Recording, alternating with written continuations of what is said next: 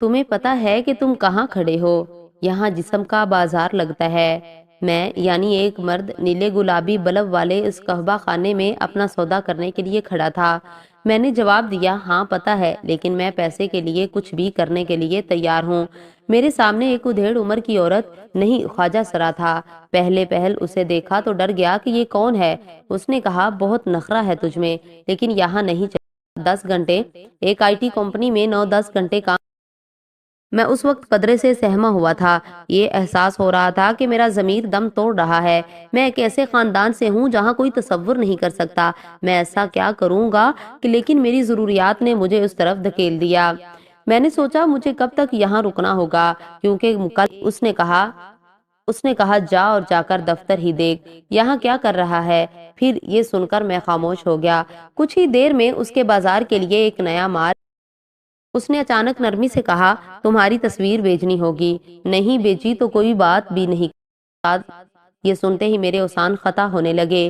میری تصویر عام ہونے والی تھی۔ میں سوچ رہا تھا اگر کسی رشتہ دار نے دیکھ لیا تو کیا ہوگا، اور پھر اپنی میری تصویر سامنے سے پھر دائیں طرف اور پھر بائیں جانب سے لی گئی۔ اس کے علاوہ 2 پرکشش تصاویر بھی میرے سامنے ہی وہ تمام تصاویر واٹس ایپ پر کسی کو بھیجی گئی۔ اس کے ساتھ یہ لکھا کہ نیا مال ہے، قیمت زیادہ لگے گی، کم قیمت کا چاہیے تو دوسرے کو روانہ کروں گی۔ میری بولی لگ رہی تھی جو بلاخر 5,000 میں طے ہوئی۔ اس کے عوض مجھے گاہک کے لیے سب کچھ کرنا تھا۔ یہ کوئی فلم نہیں تھی بلکہ میرے ساتھ اصل میں ہو رہا تھا۔ یہ سب بہت عجیب تھا۔ میں زندگی میں پہلی بار ایسا کرنے جا رہا تھا۔ محبت اور جذبات سے آری ایک انجان کے ساتھ جسمانی تعلق قائم کرنے کا سوچ کر میرا سر چکرانے لگا۔ پیلے رنگ کی ٹیکسی میں بیٹھ کر میں اس دن کولکتہ کے ایک پوش علاقے کے ایک گھر میں داخل ہوا۔ گھر میں ایک بڑا سا فریج تھا جہاں شراب کی بوتلیں بھری ہوئی تھی۔ گھر میں ایک بڑا ٹی وی بھی تھا۔ وہ شاید 32-34 سال کی شادی شدہ عورت تھی۔ باتیں شروع ہوئی تو اس نے کہا، میں غلط جگہ پھنس گئی۔ میرا شوہر ہم جنس پرست نکلا، امریکہ میں رہتا ہے، طلاق نہیں دے سکتا۔ طلاق شدہ عورت سے کون شادی کرے گا؟ میری بھی خواہشیں ہیں، بتاؤ میں کیا کروں؟ ہم دونوں نے شراب پی۔ اس نے ہندی گیت پر ڈانس کرنا شروع کر دیا۔ ہم دونوں ڈائننگ روم سے بیڈ روم تک پہنچے۔ اب تک اس نے مجھ سے لگاؤ سے بات کی تھی۔ جیسے ہی کام ختم ہوا پیسے دیتے ہوئے بولی، چل کٹ لے، نکل یہاں سے۔ اس نے مجھے ٹپ بھی دی۔ میں نے اسے کہا، میں یہ سب پیسوں کے لیے مجبوری سے کر رہا ہوں۔ اس نے کہا، تیری مجبوری کو تیرا شوق بنا دوں گی۔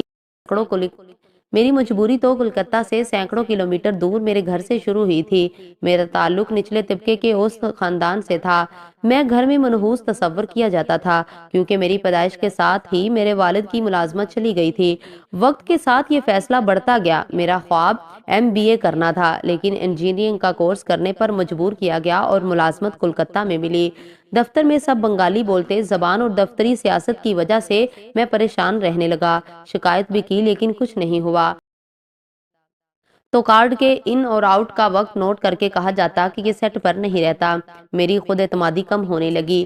رفتہ رفتہ ڈپریشن نے مجھے گھیر لیا۔ ڈاکٹر سے بھی ملا لیکن مشکلات ختم نہ ہوئی۔ ذمہ داریوں اور مصیبتوں کا بوجھ اتنا بھاری لگنے لگا کہ میں نے انٹرنیٹ پر تلاش کرنا شروع کر دیا۔ مجھے پیسے چاہیے تھے تاکہ میں MBA کروں گا، گھر پیسے بھیج سکوں اور کولکتہ کی اس ملازمت کو چھوڑ کر بھاگ جاؤں۔ اسی دوران انٹرنیٹ پر میل اسکارٹ یعنی جیگلو بننے کا راستہ نظر آیا۔ ایسا اب تک فلموں میں دیکھا تھا۔ کچھ ویب سائٹس ہیں جہاں جیگلو بننے کے لیے پروفائلز بنائے جا سکتے ہیں، لیکن جاب پروفائل نہیں تھا۔ یہاں جسم کی بولی لگنی تھی۔ مجھے پروفائل بنانے میں خوف محسوس ہو رہا تھا، لیکن میں اس جگہ پر کھڑا تھا جہاں میرے پاس 2 صرف راستے تھے، ایک خودکشی کر لوں، دوسرا جیگلو بن جاؤں۔ میں نے ساری حدیں توڑ کر جیگلو بننے کا فیصلہ کیا۔ میں جن خواتین سے ملا ان میں شادی شدہ، مطلقہ، بیوہ اور سنگل لڑکیاں سب شامل تھی۔ ان میں سے زیادہ تر کے لیے میں انسان نہیں، مال تھا۔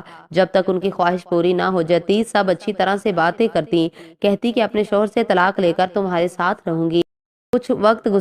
لیکن بستر میں کچھ وقت گزارنے کے بعد سارا پیار، پھر ان سے یہ سننا پڑتا، چل نکل یہاں سے، پیسہ اٹھا اور بھاگ یہاں سے، اور مختلف قسم کی گالیاں بھی۔ یہ معاشرہ ہم سے لطف اندوز ہوتا ہے اور ہمیں ہی طوائف کہہ کر گالیاں دیتا ہے۔ ایک بار ایک شوہر اور بیوی نے ایک ساتھ بلایا۔ شوہر صوفے پر بیٹھا شراب پیتا اور ہمیں دیکھتا رہا۔ میں اسی کے سامنے اس کی بیوی کے ساتھ اسی کے بستر پر تھا۔ یہ کام دونوں کی رضامندی سے ہو رہا تھا۔ شاید یہ دونوں کی کوئی خواہش رہی ہو۔ اسی دوران 50 سے زائد عمر کی خواتین بھی میری گاہک بنی۔ وہ یہ بتاتی رہی کہ کس طرح ان کا بیٹا اور گھر والے ان کی پرواہ نہیں کرتے اور ان سے دور رہتے ہیں۔ رات بھر وہ مجھ سے بیٹا بیٹا کہہ کر باتیں کرتی۔ اس نے مجھ سے کہا کہ بیٹا اس کاروبار سے نکل جاؤ، یہ بات بالکل ٹھیک نہیں۔ اس رات میرے درمیان کچھ نہیں ہوا۔ صبح کو اس نے مجھے بیٹا کہتے ہوئے پیسہ جیسے کوئی ماں سکول جاتے ہوئے اپنے بچے کو دیتی ہے۔ مجھے اس عورت کی حالت پر ترس آیا۔ پھر ایک دن جب میں نے بہت شراب پی رکھی تھی اور زندگی سے تھکا ہوا محسوس ہو رہا تھا تو میں نے اپنی ماں کو فون کیا۔ انہیں غصے میں کہا، آپ پوچھتی تھی نا کہ اچانک اتنے پیسے کیسے بھیجنے لگے، تو سنو میں دھندا کرتا ہوں۔ دھندا؟ انہوں نے کہا، چپ رہ، شراب پی کر کیا اناب شناب بولتا ہے۔ یہ کہہ کر ماں نے فون رکھ دیا۔ میں نے اپنی ماں کو سچائی بتائی تھی لیکن انہوں نے میری بات سنی اور انسنی کر دی۔ میرے روانہ کردہ پیسے وقت پر گھر پہنچ رہے تھے۔ میں اس رات بہت رویا۔ کیا میری اہمیت صرف پیسے کے لیے تھی؟ اس کے بعد میں نے کبھی اپنی ماں سے کوئی بات نہیں کی۔ میں اس کام میں لگا رہا کیونکہ مجھے پیسے مل رہے تھے۔ میری ڈیمانڈ تھی، سوچا تھا کہ جب تک کولکتہ میں ملازمت کرنی پڑتی ہے اور MBA میں داخلہ نہیں لے لیتا تب تک یہ کام کرتا رہوں گا۔ اس کاروبار میں کئی بار عجیب لوگ ملتے تھے جو جسم پر نشان چھوڑ جاتے ہیں۔ یہ نشان بھی جسم پر بھی ہوتے ہیں اور روح پر بھی، اور اس درد کو صرف دوسرا جیگلو ہی سمجھ سکتا ہے۔ خواہ سماج جو چاہے کہے، مجھے اس پیشے میں داخلے پر کوئی افسوس نہیں رہا۔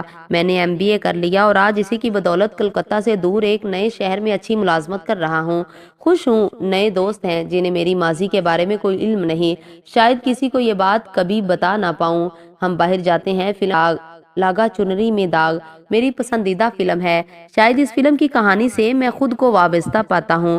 اگر ماضی کے بارے میں کبھی سوچتا ہوں تو کئی بار ایک چبھن ہوتی ہے، یہ ایسا باب ہے جو میری موت کے بعد بھی کبھی نہیں بدل پائے گا۔